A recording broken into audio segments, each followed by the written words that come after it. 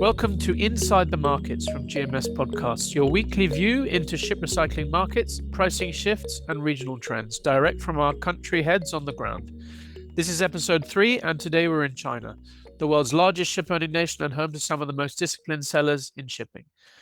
While the fleet is vast, the recycling stream from China is surprisingly thin, and deals often happen far from the spotlight. Joining me is Leo, our head of the GMS China Office. He works closely with major state-owned and private ship owners and has first-hand insight into how Chinese sellers are navigating the market in this new Hong Kong convention era. Let's start with the big picture.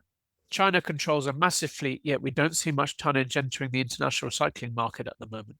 Why is that? I think Chinese owners tend to hold the vessel longer and keep deals off market. Many older ships are reassigned to domestic or coastal use rather than being sold overseas for recycling. If the vessel still has trading utility, especially in regional cargo runs, they will keep it running. The second-hand market also offers residual value in some cases, which delays recycling decisions. Now that the Hong Kong Convention is in force, are Chinese owners changing their approach? Some are, particularly those with international exposure or based in Hong Kong. They are looking at HKC certified yards, mainly in India, where there are over 100 approved facilities. The decisions still come down to economics, yard size, and timing.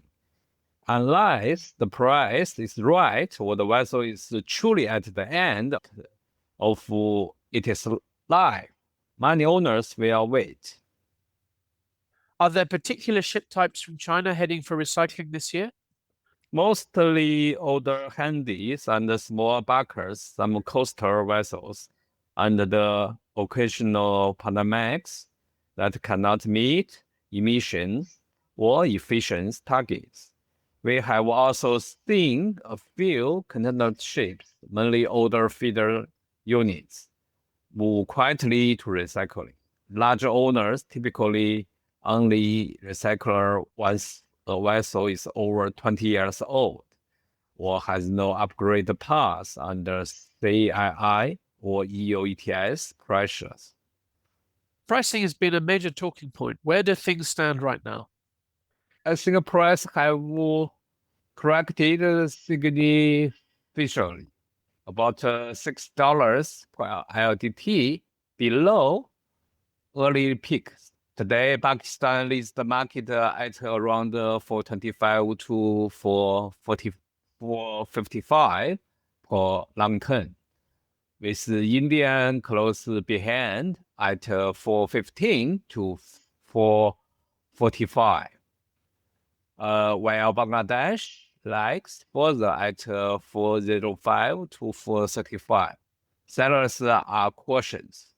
LNGs with high nickel still fetch the premium, but most deals are sub 450.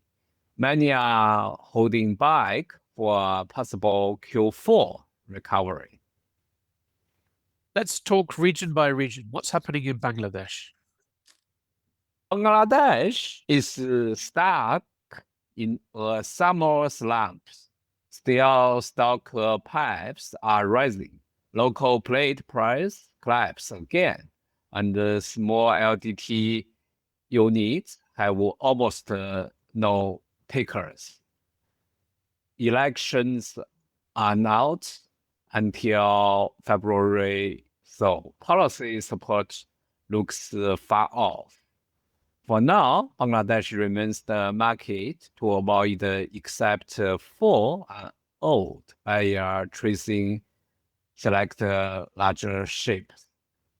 And India? India continues to be the most stable destination. HKC approved yards, steady fundamentals, and strong demands. But authorities have cracked down hard on sectioned vessels. Even rest ships recently delivered in alarm. Compliance and the documentation are absolutely critical now. Still, India remains the safest bet for owners seeking smooth HKC recycling. What about Pakistan? They seem to be making a comeback. Yes, Pakistan emerged. Gadani buyers are secured tonnage and provisional DASR certificates, including buckers and even cakes. Fundamentals are strong. Local steel is trading well about labors, and sentiment has improved. For conventional shapes, Pakistan is competitive again, offering both workable pricing and pale green recycling pathways. And finally, what's your advice for international owners looking to sell second-hand vessels into China? Keep it clean and compliant. For second-hand sales, Japanese-built ships with good maintenance histories get the most interest. The discussion will be data-driven, so be ready to talk performance, compliance, and further operating potential, not just price. One-line answers only. Most likely ship type from China to be recycled in Q4. Barkers and small feeders. Preferred recycling destination. Indian for reliability and compliance. One second-hand segment Chinese buyers are watching. Feeder containers ships under 15 years old. Will Bangladesh bounce back soon? Not before Q4. HKC upgrades and steel demand must land first. That wraps up our look at China, a market where patience, discretion, and technical know-how guide every recycling and sales decision. My thanks to Leo for his insight from the ground and for helping us understand how Chinese owners are balancing compliance, timing, and asset value in today's shifting market. Inside the Markets will be back next week with another regional deep dive from our GMS country heads. Follow GMS Podcasts on your preferred platform and connect with us on social media for the latest recycling intelligence. Until next time, stay informed, stay compliant, and stay ahead.